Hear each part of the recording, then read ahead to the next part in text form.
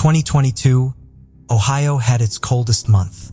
In this cold and snowy weather, a group of divers called Chaos Divers came to Ohio to find a woman who was missing. They were going to search for a 2005 Suzuki Forenza and check waters where it's hard to see. But instead of just one car, they found 13 cars underwater, including a black Ford F-250 truck, while looking for the missing vehicle in Ohio Valley. It was a game-changing moment when the Ford, found among those 13 vehicles, turned out to be a lead in a 23-year-old FBI cold case. Who owned the black-colored Ford F-250 and what was inside it? How did the discovery of the vehicle solve a cold case in Ohio State? What made both Chaos Divers and Depths of History work on this to mysterious hook, where we shed light on under-the-radar, high-profile cases across the country? I'm Matt, and today we are looking at a 23-year-old FBI cold case solved by Chaos Divers and Depths of History. Without any further ado, let's dive right in. Ohio is also known for the widest point along the Ohio River, which is approximately 1 mile at the Smithland Dam near Smithland. The average depth of the Ohio River is about 24 feet. The river is the source of drinking water for more than 5 million people and supports 160 species of fish. In addition, more than 30 million people live in the Ohio River Basin. But not many had guessed that the river was the spot of a crime. A volunteer diving team was brought into the case for searching for a disappeared woman near the Ohio Valley. And the team was named the Chaos Divers as they were focusing on the case. As many might know, Chaos Divers are compassionate people who started as an environmental cleanup to make a better place for all aquatic life.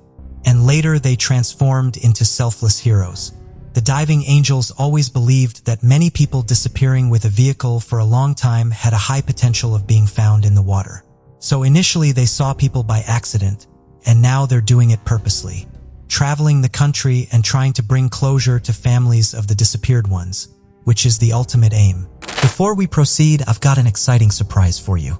We've launched a brand new channel dedicated to intriguing content such as old historical mysteries, cold cases, and particularly chilling horror stories perfect for bedtime. Drop a comment letting us know if you're a fan of horror stories or not. You can find the link in the description below. Let's find out who will be the first to explore it.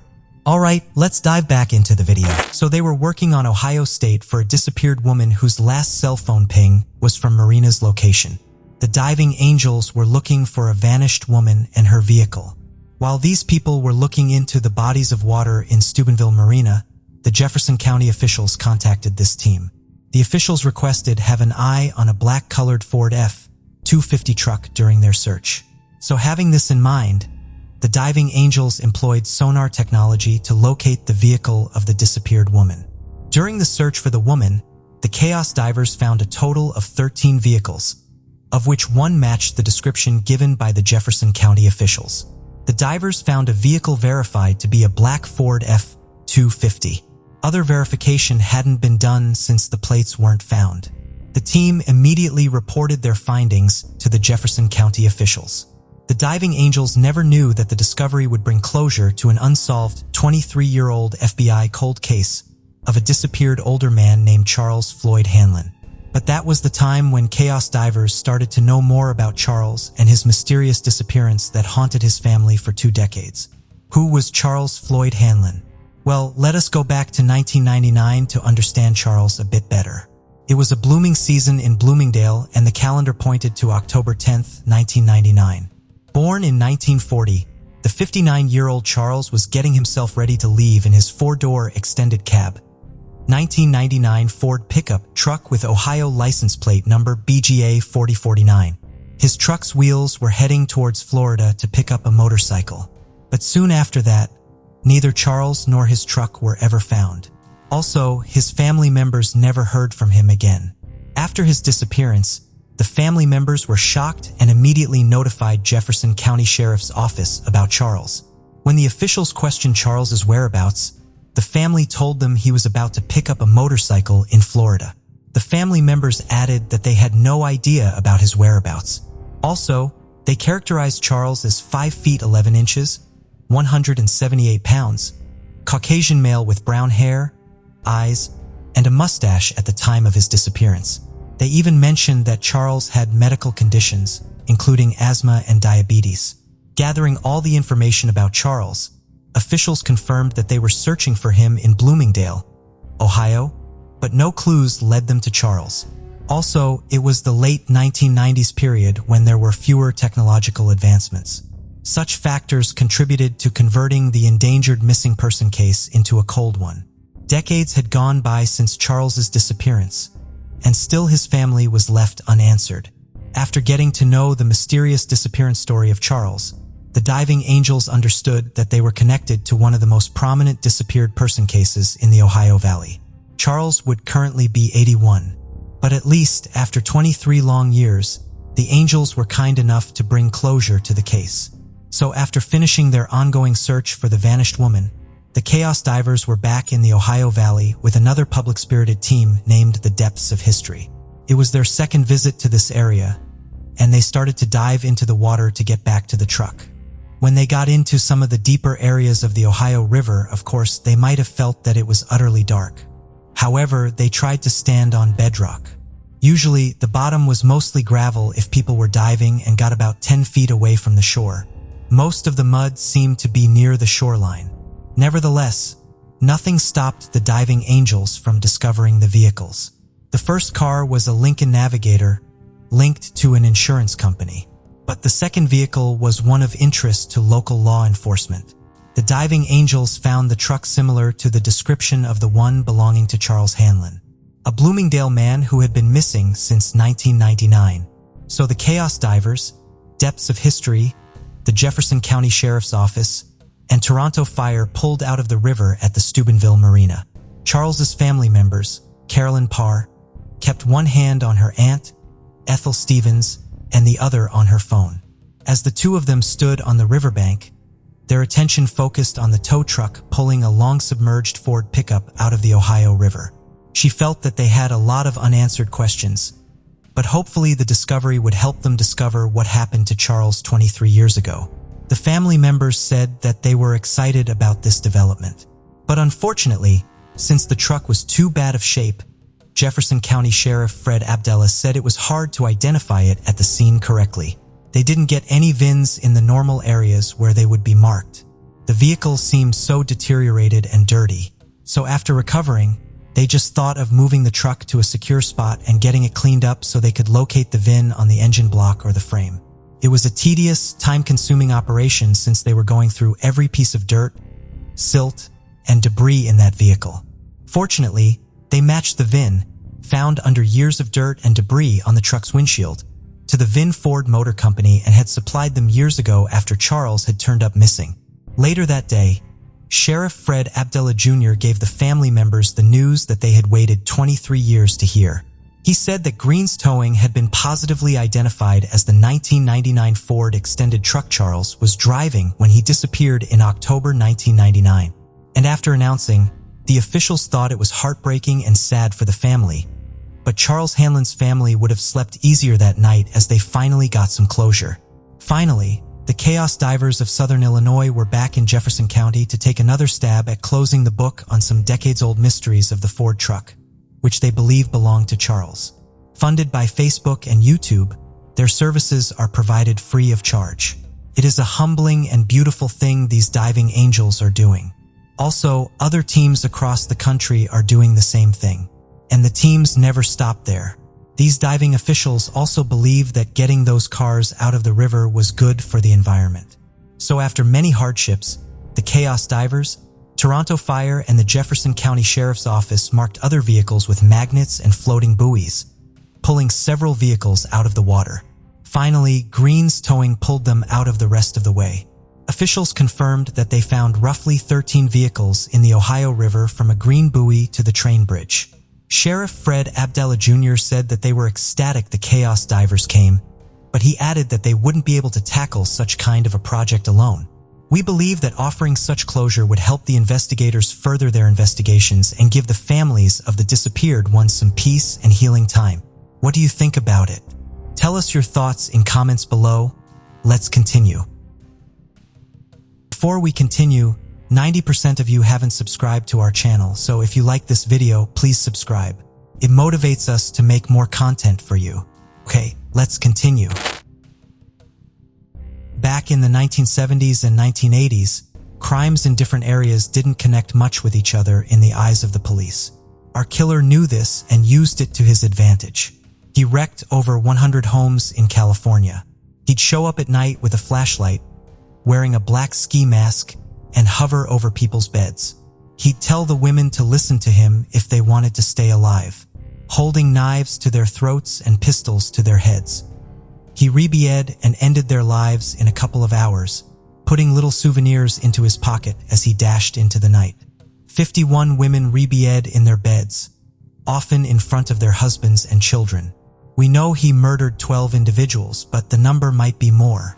But no more victims of his will be found. The Golden State Killer has finally been unmasked. Our killer traveled throughout California, targeting homes wherever he went. Our intruder was smart enough to modify his killing method and left bogus clues to mislead the cops. Unlike other serial killers, he had no link between his victims and no means of knowing where he would strike next. Many of the survivors sought to go on with their lives after the assaults. Victims said that the killer said this to them over and over again while crying. "I hate you, Bonnie. I despise you, Bonnie." But many received phone calls years later, hearing a frightening whisper on the other line. "Remember when we played?" The killings abruptly halted in 1986 and the case was closed. However, the serial killer has been on the loose for decades. Our Night Stalker case remained unresolved for years, and no one in California could forget it. The Sacramento County Police Department got phone calls for years from people claiming to have information about the East Area Rapist or original Night Stalker, but none of the suspects ever came forward. A freelance journalist started True Crime Diary in 2006 as a blog and podcast where she exchanged clues with a community of online web sleuths who were just as concerned about catching the AR. When McNamara was 14, she was introduced to actual crime when a young woman called Kathleen Lombardo was killed near her family's house. McNamara went to the alley where Lombardo was slain to retrieve fragments of the woman's shattered Walkman. It sparked a lifetime interest in true crime stories. McNamara then created her blog where she realized that the unsolved case research she was conducting for welfare should be better shared. In 2013, she published In the Footsteps of a Killer, an essay on the East Area Rapist in Los Angeles magazine. She coined the moniker the Golden State Killer for this assailant. She started creating a book called I'll Be Gone in the Dark, in which she interviewed investigators and collated data from other jurisdictions that had never been put together before. She met Paul Holes, a Contra Costa County Police Department detective, with whom she discussed thoughts and information on how to arrest the perpetrator maybe. Michelle McNamara died unexpectedly in her sleep in 2016. She told her husband before she died that the only thing she wanted was the Golden State Killer to be apprehended. It made no difference if she was the one who did it. After having time to grieve posthumously, it was completed in February 2018. The prospect of DNA evidence uncovered on modern genealogical websites was one of several leads Paul Holtz explored with McNamara before she died. Holtz tested the DNA from past rape samples to an internet genealogy database and found a first-cousin match. They were able to gather enough evidence with the help of a task team to discover the individual who matched the DNA. The authorities raided a killer's home without his knowledge, where they got a chance to look into his past. He was born in Bath, New York in 1945. His father, who had the same name as his son, was a distinguished World War II Air Force pilot. His mother worked at Denny's as a waitress. His parents were no longer together. They went to California after she married her second husband. A piece of paper discovered at one of the crime locations revealed information about his childhood. The paper was titled The Homework Proof, written in a diary entry style. The term is insane. The term that takes me back to 6th grade. That was my least favorite year. It wasn't fair to have me suffer like that. Our intruder wrote after spending hours on that schoolwork. I sobbed because I felt humiliated. I'll be ashamed of my 6th grade year for the rest of my life. Our killer had a terrible childhood, especially during his 6th grade, which gave him much hatred. Honestly believes he was a victim, and considered the 6th grade as the turning moment in his life when he began to hate others. He graduated from Sacramento's Fossum High School and went to California State University, Sacramento, to study criminal justice. Following graduation, he joined the Navy and participated in the Vietnam War. He was engaged to Bonnie Caldwell, a young woman who worked as a lab assistant at Sierra College in the late 1960s. Bonnie crushed his heart when she called off the engagement. We'll never know what happened behind closed doors, but her brother claims she had plenty of excellent reasons to leave him. Unfortunately, he never got over his betrayal, just as he never got over his guilt and resentment toward his 6th grade instructor. The killer was married to Sharon Marie Huddle in 1973, and they had 3 kids together. He graduated from the police school in 1974 and began working as a cop in Visalia, California. A police officer was shot by a felon known as a Visalia ransacker the following year in 1975. He was moved to the Auburn Police Department in 1976. He was caught taking a hammer and a container of dog repellent from a supermarket shop. These goods should have indicated that he was up to anything more than theft, yet the cops fired him without further investigation. After being sacked from his job, he vowed to assassinate Nick Willick, the police chief. The police chief's daughter went into his room in the middle of the night a few days after being threatened, saying she saw a guy in a mask outside flashing a flashlight into her bedroom. When Chief Willick stepped outside to investigate, he noticed shoe prints on his daughter's window. The killer was careless in the beginning and didn't wear a mask. Nevertheless, the cops were able to characterize his face. The killer was 29 years old, but he appeared to be in his teens or early 20s, and many others assumed the ransacker was in his teens or early 20s. Different police jurisdictions did not interact during those times, and our assassin moved on to the next county after committing a few crimes in the previous one.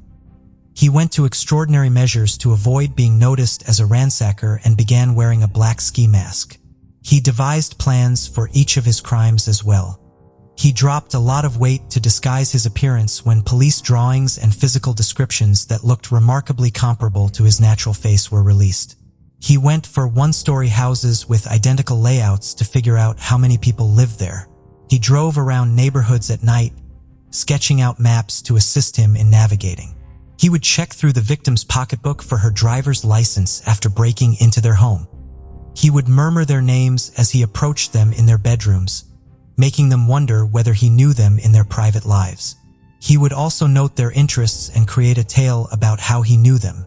He selected his victims at random and purposefully left fake breadcrumbs for them to follow, according to police.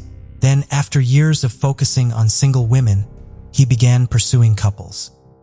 He'd bring pre-tied shoelaces so he could compel their husband to lie down on his stomach and bind his hands. After that, he stacked plates on the man's back. He claimed he would hear the smashing plates and kill the wife right away if the husband moved. The husband was forced to lie powerless while his wife was sexually attacked. In each break-in, he changed the weapons he utilized. It was a knife sometimes and a gun other times. He even killed someone with wood from the fireplace on one occasion. He was a psychological sadist who thrived on putting terror in people's hearts. Waiting in the home long after committing the **** was one of his numerous evasion techniques. After being abused for many minutes in silence, one woman in Sacramento lay in her bed. Her tiny daughter had spent the entire time in bed with her. Shpami, the small girl, sat quietly when her mother inquired whether she was okay. He was still standing in the darkness of the bedroom. He rushed forward and pressed down on the bed next to her head as soon as she spoke. He then walked away quietly, leaving his victims in terror on the bed. It afforded him many hours to flee before the cops arrived.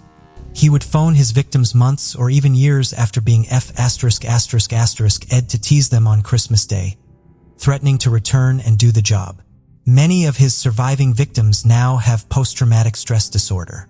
According to Carol Daly, a former Sacramento County Police Department employee, a town hall meeting was organized to address the East Area rapists in the 1970s. Understandably, many were afraid. It was before the invention of appropriate security mechanisms. Within a month, almost 6,000 weapons had been sold. Many homeowners hired locksmiths to install deadbolts on their doors, while others purchased guard dogs to keep them secure. During a town hall meeting to address the EAR, a man in the audience said he didn't believe the AR was genuine, since he couldn't see any man allowing his wife to F*** while at home. That same man and his wife became victims a few months later. Officer Carol Daly was utterly disturbed.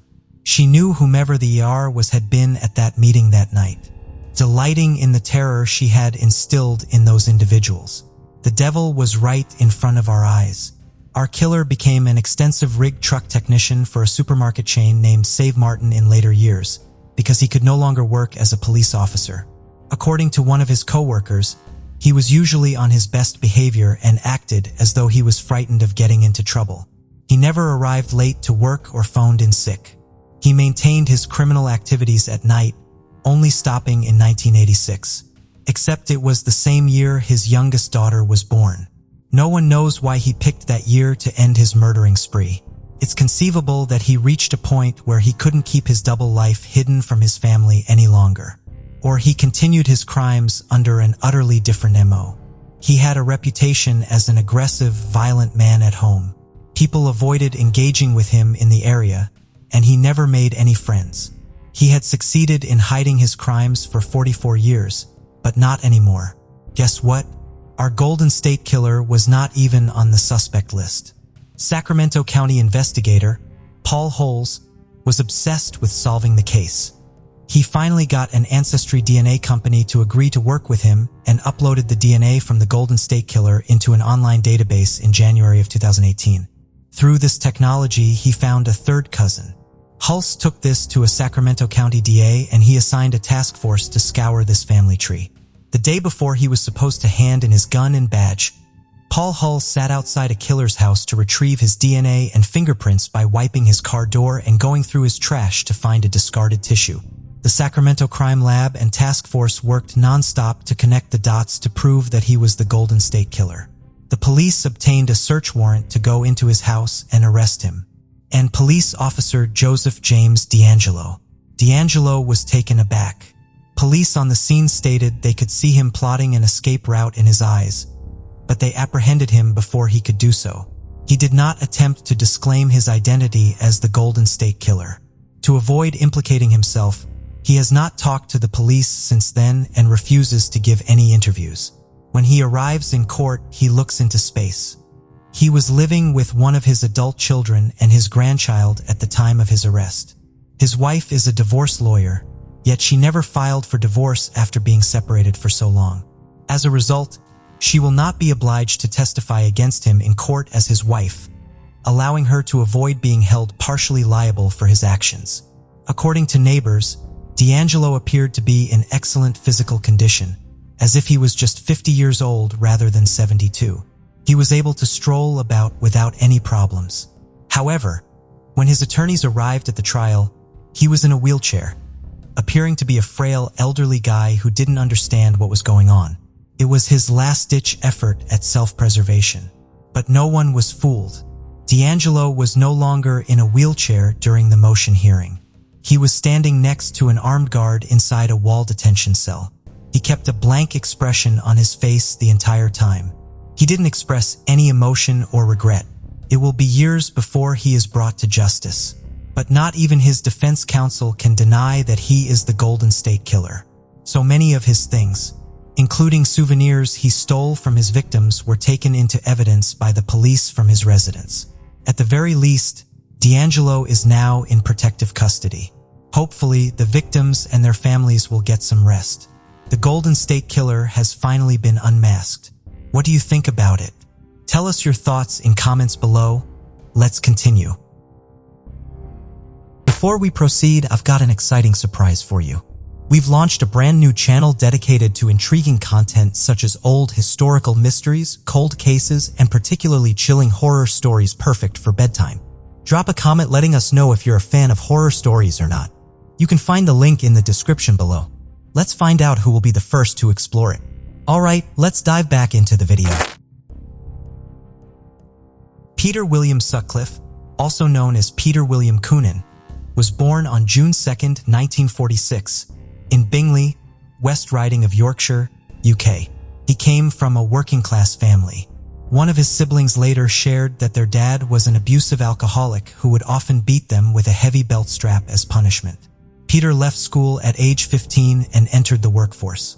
He worked in a packaging factory as a driver and as a traveling salesman, and in other menial jobs. In the 1960s, he even worked as a gravedigger. This was a tiny but grisly preview of what was to come. Some accounts state that Peter, as a young adult, used the services of prostitutes, and that he may have been ripped off or robbed by a hooker at least once. This would explain something of his extreme rage against women of the sex worker class later on. Between the years of 1975 to 1980, Peter Sutcliffe murdered 13 women and attacked and severely injured 10 more. These women were mostly prostitutes, living and working in the north of England. This led to his nickname of the Yorkshire Ripper in the press, as the original Jack also targeted prostitutes. Sutcliffe was finally arrested in Sheffield by South Yorkshire police for driving with false number plates of all things. He confessed to being the perpetrator of the prostitute murders, claiming that the voice of God had sent him on this mission of cleansing sinful women from the world. At his trial, Sutcliffe pleaded not guilty to murder on grounds of diminished responsibility, but he was convicted of murder on a majority verdict. It was only after his trial and conviction that Sutcliffe began using his mother's maiden name of Coonan. He was transferred from prison to Broadmoor Hospital in March 1984, after being diagnosed with paranoid schizophrenia. All his multiple life sentences were combined and his appeal was dismissed, meaning that he would serve a whole life order and never be released from custody. He died in a hospital from COVID-19 related complications in 2020. Sutcliffe showed a number of the signs of a masculine inferiority complex. The symptoms included sexual voyeurism of strangers, an unhealthy obsession with his mother, and hatred and fear of women.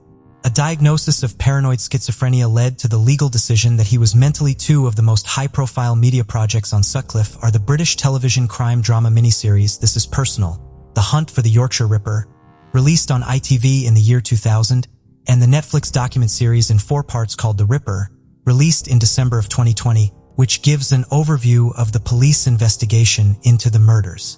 What do you think about it? Tell us your thoughts in comments below. Let's continue. Dennis Andrew Nilsen was born on the 23rd of November, 1945 in Fraserburgh, Aberdeenshire. His parents had a very unhappy marriage. Nilsen later claimed that his beloved grandfather's unexpected death by drowning when he himself was just 6 years old and the traumatic view of the corpse at the funeral led to his psychopathological problems as an adult. His mother went on to remarry and have 4 more children, leaving Nilsen to become withdrawn and lonely. Aware of his hidden homosexuality, he had no sexual encounters as an adolescent due to his fear of humiliation. At age 16, he enlisted in the army. He became a cook and served as a butcher in the Army Catering Corps. It was here that Nilsen learned the skills that served him so well during his 5-year killing spree. After leaving the army in 1972, Nilsen went into police training. He developed a huge fascination with autopsied bodies in the morgue. Despite this attraction to the dead, or maybe because he became paranoid about it, he resigned and went on to become a recruitment interviewer. Between 1978 and 1983, Nilsen is known to have killed a minimum of 12 men and boys and to have attempted to kill at least 7 others. His initial confession in 1983 indicated that he killed about 16 victims. But because he couldn't remember names or faces specifically, the process of identifying the victims was challenging. The majority of Nilsen's victims were homeless or gay men. Others were heterosexual people he met in bars, on public transport, or outside his own home.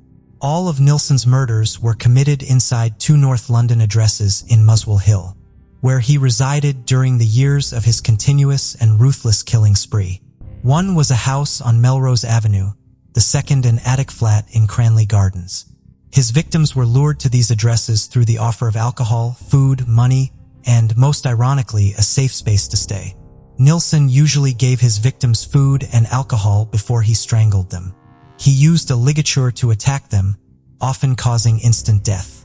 If the victim had been only strangled into unconsciousness, Nilsen then drowned them in his bathtub, his sink, or a bucket of water. Afterwards, he bathed, clothed, and retained the bodies inside his home for several weeks or months before he dismembered them. Nilsen disposed of the bodies by putting them upon a bonfire. In his later confession to the police, he wrote that he would burn a car tire on top of the human remains to disguise the smell. Nilsen also removed their internal organs and disposed of them separately, burying them at Melrose Avenue and flushing the remains down the toilet at Cranley Gardens. It was exactly this mistake which led to his capture in the end. Nelson's murders were first discovered by a plumber called Michael Catran, who came to fix the pipes in the building due to complaints made not only by other tenants of Cranley Gardens but somehow, unbelievably, by Nilsen himself. We can only assume that he was upset that the toilet flush wasn't strong enough to dispose of human blood and organs. Catran discovered the drain was packed with a flesh-like substance and numerous small bones of unknown origin, and immediately reported his suspicions to his supervisor. Both men called the police the next day. Upon closer inspection, forensic investigators discovered further small bones and scraps of what looked like either human or animal flesh in the same pipe. When confronted with these facts, Nilsen pretended to be shocked and confused, saying, "Good grief, how awful." In response, a police officer present replied, "Don't mess about, where's the rest of the body?" Nilsen responded calmly, admitting that the remains of the bodies could be found in 2 plastic bags in a nearby wardrobe. Nilsen went on to say, "It's a long story, it goes back a long time. I'll tell you everything. I want to get it off my chest. Not here at the police station." He was then arrested and cautioned on suspicion of murder before being taken to Hornsey police station. Nilsen admitted to engaging in masturbation as he viewed the nude bodies of several of his victims and to have engaged in sexual acts with 6 of his victims' bodies, but always claimed that he had never penetrated any of his victims, as this would be disrespectful to their beauty. The bodies he didn't find beautiful, he just simply discarded under his floorboards. Nilsen was committed to stand trial at the Old Bailey on 6 counts of murder and 2 of attempted murder. He was given a sentence of life imprisonment and died in York Hospital from a pulmonary embolism and extensive hemorrhagic bleeding in 2018. There are conflicting views of Nilsen's psychopathology. These included a lack of emotional development and difficulty expressing any emotion but anger, or a borderline pseudo-normal narcissistic personality disorder with occasional schizoid outbreaks. He was intellectually aware of his actions but not of their nature. The prosecution's own psychiatrist, Paul Bowden, argued that Nilsen was instead a manipulative individual capable of forming relationships, but who had willingly chosen to objectify people, and there could be no excuse for his actions. There are many compelling depictions of this murder case on television, media, and movies. 2 of the most famous are the movie In the Cold Light of Day in 1989 starring Bob Flagg as Nilsen, which was awarded the UCCA Ventisita Award at the 1990 Venice Film Festival, and most recently, The Nilsen Files in 2022, a BBC 2-4-part series re-examining regarding the Nilsen murders. What do you think about it? Tell us your thoughts in comments below. Let's continue. Mary Ann Robson was born on October 31st, 1832 at Low Morsley, County Durham, to a working-class family. Her father was a colliery sinker who was later killed in an accident in a coal mine shaft at the Merton Colliery Works. Afterwards, his widow and children were evicted from their home and suffered great financial hardship, even after Mary's mother remarried. As a child, Mary Ann was reportedly a most exemplary and regular attender, a girl of innocent disposition and average intelligence, and distinguished for her particularly clean and tidy appearance, according to her Wesleyan Sunday School superintendent, Aunt Merton. At 16, Marian left home to become a nurse and later trained as a dressmaker. She left home at 20 after marrying William Malbury, a timekeeper. The couple had 5 children. 5 years later, 4 of the children were dead. The couple moved around before finally settling in Sunderland. During this period, Mary gave birth to another 3 children. Not only did these children die, but so did William Malbury. As a result of the deaths, Mary claimed £35 in insurance payments, a fairly large lump sum in the early 1800s. Later, while Mary was working as a nurse in Sunderland Infirmary, she met and married a patient named George Ward, died 14 months after his wedding. After that, Marian met and married James Robinson, a shipyard foreman. More deaths followed. 2 more of Robinson's children, Marianne's remaining child by her first husband, and Mary's mother all died in the early months of 1867. Despite these deaths, and with almost unbelievable faith in her, Robinson married one of whom died before reaching its first birthday. The Robinson marriage was not a happy one. Marian got the family into debt, which created conflict with her husband. At some point, it seems that she suggested her husband take out life insurance. Perhaps already suspicious, Robinson refused and Mary left him. In 1870, Mary met and married a Frederick Cotton by his sister, Margaret. The marriage was bigamous and legally invalid, since she was still married to Robinson. A week later, Marian took out insurance on her husband and his 2 sons. The Cottons moved to West Auckland, where a similar pattern started to emerge.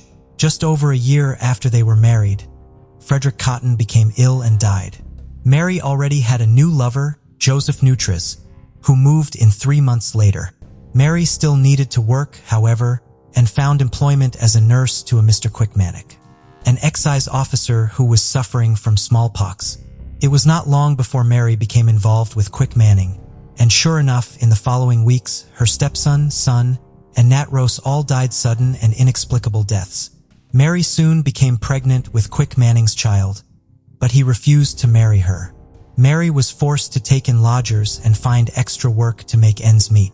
In the summer of 1872, she was asked by the assistant overseer, Thomas Riley, whether she would be available to look after another smallpox patient. Mary said that this was not possible because she had to take care of her stepson, Charles. She asked Riley whether Charles could enter the workhouse without her, and when told that this was not possible, said something along the lines of, "Perhaps it won't matter, as I won't be troubled for long." Charles died a week later. Riley was so shocked by this convenient coincidence that he reported the matter to the local police. The initial request returned a verdict of death by natural causes, but the doctor ordered to carry out the postmortem had decided to run some tests on the stomach and other organs. These tests revealed the presence of arsenic. Mary was arrested, and some of the bodies of her previous victims were exhumed. Traces of arsenic were found in all of their stomachs. Mary Cotton was charged with the murder of Charles Cotton, Joseph Nutras, Frederick Cotton, and Robert Ronson Cotton, although she was eventually tried only for the murder of her stepson, Charles. Mary denied murder, but was found guilty on March 8, 1873, and sentenced to death. Having already given birth to her final child, a girl, in January, there was nothing to prevent the sentence from being carried out. Mary Cotton was hanged on March 24, 1873 in Durham Prison. Although this case comes far ahead of the use of the insanity plea in the United Kingdom criminal justice system, some later research suggests that female serial killers often have a drive that's pretty distinct from their male counterparts. Many seem to act out their crimes in stealthier ways, often using poison and frequently killing for attention, financial security, or some combination of the above. This description fits Mary Cotton quite well. A modern diagnosis would indicate a lack of maternal bonding and high-functioning sociopathy, as well as a psychopathic personality disorder appearing in the mix. There have been multiple books, theater, TV, and movie portrayals of Mary Cotton in the media. In 2015, ITV filmed a 2-part television drama called Dark Angel, inspired by the book Mary Cotton, Britain's First Female Serial Killer, by David Wilson, a criminologist. Another very interesting and creepy contribution to popular culture regarding this case is the following nursery rhyme, which became popular after her execution by hanging. Mary Cotton, she's dead and she's rotten, lying in bed with her eyes wide open. Sing, sing, oh what should I sing? Mary Cotton, she's tied up with string. Where, up in the air, selling black puddings a penny a pair. Mary Cotton, she's dead and forgotten, lying in bed with her bones all rotten. Sing, sing, what can I sing? Mary Cotton, tied up with string. Now I do feel I have to warn you now, we at this channel do not advise viewers to sing this to their actual kids. Please use your discretion and curb your creepiness, my friends. What do you think about it? Tell us your thoughts in comments below. Let's continue. Amelia Elizabeth Hobley was born in 1837 in Pile Marsh, Bristol. She was the daughter of a master shoemaker and had multiple siblings. At a young age, Amelia's childhood was interrupted by the mental illness of her mother, caused by typhus. Amelia witnessed her mother's violent fits of insanity since she herself was the primary caregiver until her mother's death. Researchers later observed that the effect this had on Dyer may have caused trauma, but also that it taught her how to fake mental illness.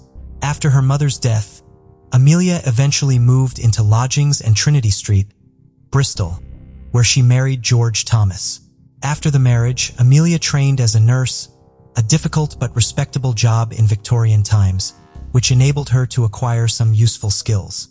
From her contact with a midwife, Ellen Dane, she learned of an easier way to earn a living by using her own home, provide lodgings for young women who had conceived outside of marriage, and then farming off the babies for adoption or allowing them to die of neglect and malnutrition. Ellen Dane herself was forced to flee to the U.S. shortly after meeting Amelia to escape the attention of the police authorities. Amelia was apparently keen to make money from baby farming, and alongside taking in expectant women, she would advertise to nurse and adopt a baby, in return for a substantial one-off payment and adequate clothing for the child. In her advertisements and meetings with clients, she assured them that she was respectable, married, and that she would provide a safe and loving home for the child. At some point in her baby farming career, Amelia started saving on the expense and inconvenience of slowly letting the children die through neglect and starvation. Soon after the receipt of each child, she quickly murdered them, thus allowing her to pocket most or all of the entire fee in a very short time span.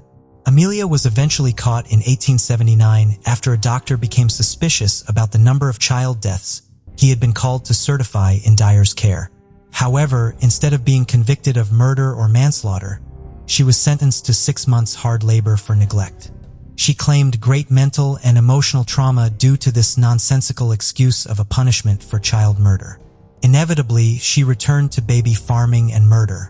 Dyer realized the risk of involving doctors to issue death certificates and began disposing of the bodies herself. As another precaution, she and her family frequently relocated to different towns and cities to escape suspicion, to become anonymous, and to acquire new business. Over the years, Dyer used a succession of aliases to entrap desperate young mothers, take their money for child care, and then kill the child and dispose of the body, usually in the River Thames. One of those bodies was found by a bargeman at the river near Reading. It was the body of a baby girl, later identified as Helena Fry. Local police made a crucial breakthrough. As well as finding a label from Temple Mead Station, Bristol, they used a microscopic analysis of the wrapping paper and deciphered a faintly illegible name, Mrs. Thomas, and an address. Mrs. Thomas was a known alias of Amelia Dyer, who had prior record of such crimes and had been suspected by police for years since the sudden escape of her good friend, Ellen Danes, to America. This evidence wasn't enough for charges, but it justified police surveillance. The officers decided to use the young woman as a decoy. Dyer was expecting her new client, the decoy, to call, but instead she found detectives waiting on her doorstep. On April 3rd, Good Friday, police raided her home. They were apparently struck by the stench of human decomposition and plenty of other related evidence, including white edging tape used to strangle the babies, telegrams regarding receipts for advertisements, and letters from mothers inquiring about the well-being of their children. The police calculated that in the previous few months alone, at least 20 children had been placed in the care of a Mrs. Thomas, now revealed to be Amelia Dyer. This rate of murder has led to some estimates that Mrs. Dyer may, over the course of decades, have killed over 400 babies and children, making her the most prolific murderess of all of world history. Amelia Dyer was arrested and charged with murder. Subsequently, the Thames was drained and 6 more bodies were discovered. Dyer's last victims. Each baby had been strangled with white tape, which, as she later told the police, was how you could tell it was one of mine. For the trial, Dyer appeared at the Old Bailey and pleaded guilty to 1 murder only. However, the details of her case were already well known, so she was basically convicted in the court of public opinion, on the circumstantial evidence. Additionally, her own daughter had also given graphic evidence that ensured Dyer's conviction. Her insanity defense was thrown out on the grounds that she had a very manipulative but fully aware and intelligent personality, so she was responsible for her actions in the eyes of the law. It is said that it took the jury only 4.5 minutes to find her guilty. Dyer was executed by hanging in June 1896. Although her mental illness defense was clearly fake to avoid punishment, Amelia Dyer really did have a disturbing amount of personality disorder issues. The late 1800s were the period of infancy for modern psychiatry, but today she might be diagnosed with criminal psychopathy, leading to repeated infanticide with a financial motive. She also exhibited some signs of narcissistic personality disorder and a distinct talent for impersonation, manipulation, and lying, arguing a love of performance, but a complete lack of empathy. Amelia Dyer has not really been all that widely represented in popular media, but I do have two interesting facts for you about the aftermath of this case. Firstly, because of some overlap with the time frame of the two cases, a lot of people have wondered if Dyer could secretly also be the hidden hand behind the Jack the Ripper killings. Secondly, I've got another creepy nursery rhyme for you because, well, apparently every time the people of Victorian England heard about a public execution, they always responded with children's poetry about it. Guess it was their generation's version of the club remix. Anyway, here is the nursery rhyme about Amelia Dyer. The old baby farmer, the wretched Miss Dyer, at the Old Bailey her wages is paid. And times long ago we made a big fire and roasted so nicely that wicked old jade. I think we can all agree that's got a certain satisfying ring to it. What do you think about it? Tell us your thoughts in comments below. Let's continue. Stephen Port was born on February 22, 1975, in Southend-on-Sea, Essex, England. From an early age, he was a loner who was often bullied at school. Former teachers have described Port's personality as quiet, while his neighbors described him as having a peculiar childlike personality and exhibiting odd behavior as an adult man, such as playing with children's toys. Port came out as gay in his mid-20s. A former partner of his also described his personality as childish and gave that as the reason for ending their relationship. After leaving school at age 16, he went to art college, but it was too expensive for his parents, so he ended up training as a chef instead. Stephen lived with his parents until his early 30s, then lived alone in a flat in London where he worked as a chef. He even briefly appeared on an episode of the 9th season of the television show Celebrity Master Chef. He was described as having an athletic appearance at the time of the murders due to regular visits to the gym.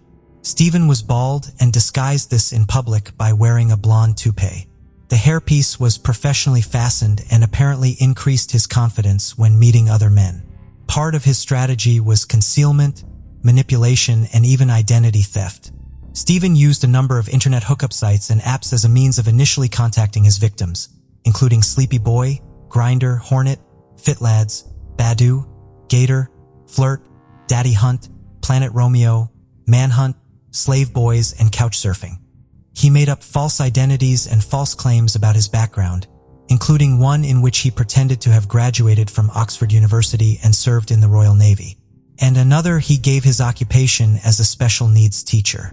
His drug of choice was gamma-hydroxybutyric acid, or GHB, which is commonly known as the date rape drug. Stephen added it to drinks given to his victim and murdered them in his flat in Barking. Port murdered Anthony Whalegate, 23, a fashion student; Gabriel Kovari, 22, from Slovakia; Daniel Whitworth, 21, a chef; and Jack Taylor, 25, who worked in a bonded warehouse, all between June 2014 and September 2015. The 16-month-long campaign of terror that gripped Britain's LGBTQ+ community had long-lasting implications for police conduct during such cases. In the years that have elapsed, families and friends and loved one of Port's victims have continuously criticized how the Metropolitan Police investigated their deaths. Later on in December of 2021, a searing inquest revealed that there were failures which cannot be overlooked when it came to police handling of the investigation. This is attributed to police prejudice and homophobia in protecting gay communities, where violent deaths go unreported due to the fear of stigma in any case. A BBC One documentary broadcast in March 2017 suggested a catalogue of police failings and the Met's response to the deaths. including overlooking an obviously fake suicide note, implying that one victim had killed another, left by Stephen to cover his own tracks. Back in 2015, Port was charged with 4 counts of murder and 4 of administering a poison.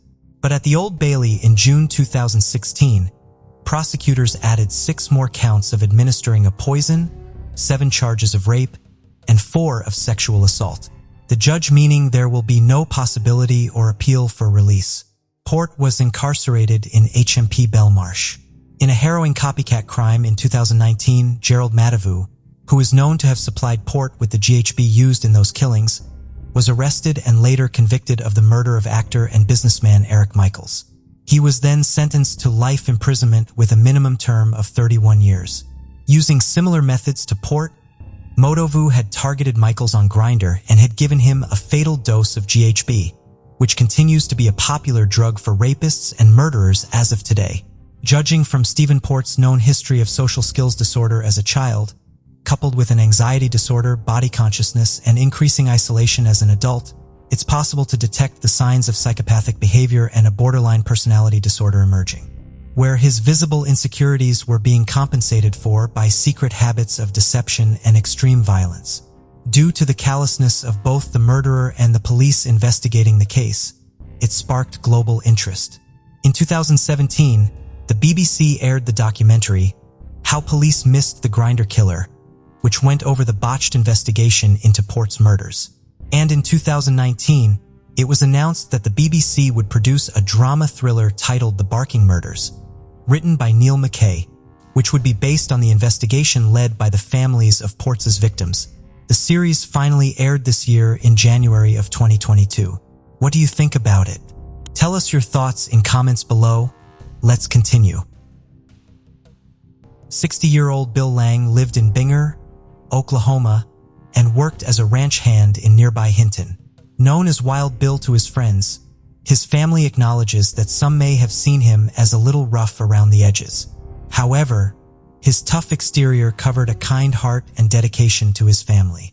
On March 3, 2016, Bill went to a convenience store in Binger just after 7 a.m. for his daily cup of coffee. Surveillance cameras at the convenience store captured the last known images of Bill. Bill then went to work. Around 8:30 after he arrived there, his daughter, Savannah Morris, called him to remind him that she would be running some errands for him that day and made plans to see him that evening. Later in the day, Bill visited an area tire shop to order tires for his vehicle. He arranged to pick up the tires on the following Monday. A witness reported seeing Bill at a worksite on I-40 near Methodist Road that afternoon. When Savannah tried calling her father that afternoon, he did not answer the phone. The following day, March 4th, Bill's Chevy S10 Blazer was seen along the eastbound side of I-40 near the Calumet exit by one of Savannah's friends. The friend called Savannah, who drove out to the vehicle to confirm that it was her father's. The vehicle was unlocked and contained tools Bill needed for work, as well as his keys, his cigarettes, and his eyeglasses. Concerned that the vehicle was left unlocked along the highway with all of these items inside, particularly the eyeglasses, Savannah reported her father missing. Despite numerous interviews and searches, there have been few major leads in the case. Evidence has been processed, but not yielded a break. And Bill's disappearance. One theory about what may have become of Bill is connected with his charitable nature. Just a few nights before his disappearance, Bill had stopped along the highway to pick up a man who had been in a car accident. He gave the injured man a ride to the hospital. According to Savannah Morris, Bill was quick to help out others in need. It is therefore possible that he may have stopped to help the wrong person and met with Bill's daughter Savannah. While she acknowledges that her father may have met with foul play, said at a press conference in January 2019 that she is refusing to allow her father's case to go cold. The Oklahoma State Bureau of Investigation is offering a $5,000 reward for information in Bill's case, and his family is offering an additional $2,500 reward for information that locates Bill. Savannah and her family were invited to participate in an art therapy program, during which they worked with an artist to create a piece of art to honor Bill. The finished product, a replica of Bill's beloved Harley Davidson, is currently spending 6 months on display at the Oklahoma History Center, along with Bill's picture and information about his case. What do you think about it? Tell us your thoughts in comments below. Let's continue. Henrietta Milik grew up in a small Inuit community in the small coastal town of Nain, Newfoundland and Labrador. After having her first son, Chesley, she decided to continue her education so as to provide him with a better life. She left Chesley with family so that she could move to St. John's and study at the Memorial University of Newfoundland. She hoped to one day become a nurse. After moving to St. John's and beginning school, she took up 2 jobs, working as an Inuit translator and as a housekeeper, to support herself. She also became pregnant with her second child, Byron, who was born in June of 1982. Henrietta struggled with alcohol, and Byron was therefore removed from her care and placed into a foster home when he was 2 months old. Around 9 a.m. on December 10, 1982, 25-year-old Henrietta left the boarding house where she was staying. On her way out, she told her landlord that she planned to spend the day visiting family in Mackenson's. As this was the town where her son's foster home was, she presumably meant that she was going to see Byron. Henrietta would regularly hitchhike out to Mackenson's to visit him. It is unknown how Henrietta actually spent her day, however, as that night she had still not left for Mackenson's. She visited her best friend, Mary Pia Brenowin, and asked her to go out to the Key Club, a bar on the west side of Water Street in St. John's, with her. Mary Pia declined the invitation, and Henrietta went to the bar alone. Witnesses there saw 2 men trying to forcibly remove Henrietta from the bar. No one actually saw them get her outside, however. Henrietta called Mary Pia from a payphone around 1 a.m., but Mary Pia's landlord, who answered the call, told Henrietta that Mary Pia was asleep and she didn't want to wake her. When the landlord told Mary Pia about the call in the morning, she said that Henrietta had sounded drunk and upset.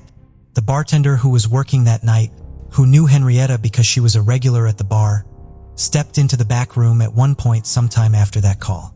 When she came back, Henrietta was gone, and her purse was on the floor.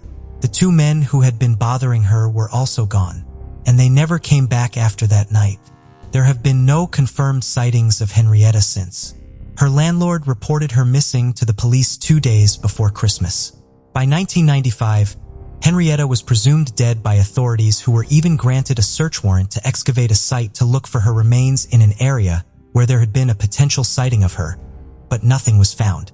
In 2013, police announced plans to test for touch DNA on Henrietta's purse in case an assailant had grabbed it from her. No new information came from the effort. In 2016, a new witness came forward in the case. A man claimed that he and a friend had picked up a hitchhiker he believed to be Henrietta on the last night she had been seen. The woman had told them that she was going to visit family in Mackenson's. They dropped her off along the Trans-Canada Highway near Roche's Line. Given the amount of time that passed between the encounter and when the witness came forward, the account should probably be viewed with some skepticism. Authorities, however, believe the witness, who they interviewed for several hours. They say that the witness and his friend had events that day that would make that specific night stand out in their memory even after 30 years. And their description of the hitchhiker's clothing matched what Henrietta had been wearing at the Key Club that night. New searches were conducted in the area the hitchhiker had been dropped off following the witness's statement. 45 people combed through brush looking for clues and human remains, based on the fear that if Henrietta had been out in the cold that night, she may have succumbed to the elements in the area where she had been dropped off. Nothing was found. If the witness story is true, it would mean that Henrietta left to visit her son Byron in the middle of the night. While it makes sense that Henrietta would be on her way to see Byron, it is strange that she left that night. The following day, she was planning to make a special trip to see him with her friend Mary Pia. They had planned to go to Mackenson's to ask Byron's foster parents if Henrietta could have him baptized, with Mary Pia serving as his godmother. The 2 friends had been planning the visit expectantly for some time, so it is strange that Henrietta would leave without Mary Pia. While authorities were publicly working on Henrietta's case, they were not in contact with her family, who only learned of the new efforts when they saw them on the news. Henrietta's oldest son, Chesley, has never been given the chance to speak with the police about his mother's case. His wife, Beninga Anderson, speaking to the National Inquiry into Missing and Murdered Indigenous Women and Girls, alleges that she and her family were never able to get authorities to work with them. She says that when she contacted the Royal Newfoundland Constabulary about the case, an officer told her that he had no idea what case she was talking about and that he wouldn't talk to her about it, even if he did. Henrietta's mother passed away in January 2018, never learning what happened to her daughter. Henrietta's son Chesley and his wife have 2 young boys. While Henrietta never achieved her dream of becoming a nurse, her best friend Mary Pia did finish school and have a career in nursing. What do you think about it? Tell us your thoughts in comments below. Let's continue. Thank you for joining us on this journey into the depths of unsolved mysteries. Cold cases not only challenge our understanding of the past, but also ignite our curiosity and determination for answers. Remember to subscribe to stay updated on our latest investigations. And if you have any information regarding the cases we've covered, don't hesitate to reach out. Together, we can shed light on the shadows of the past and bring closure to those who seek it. Until next time, stay vigilant, stay curious, and never stop seeking the truth.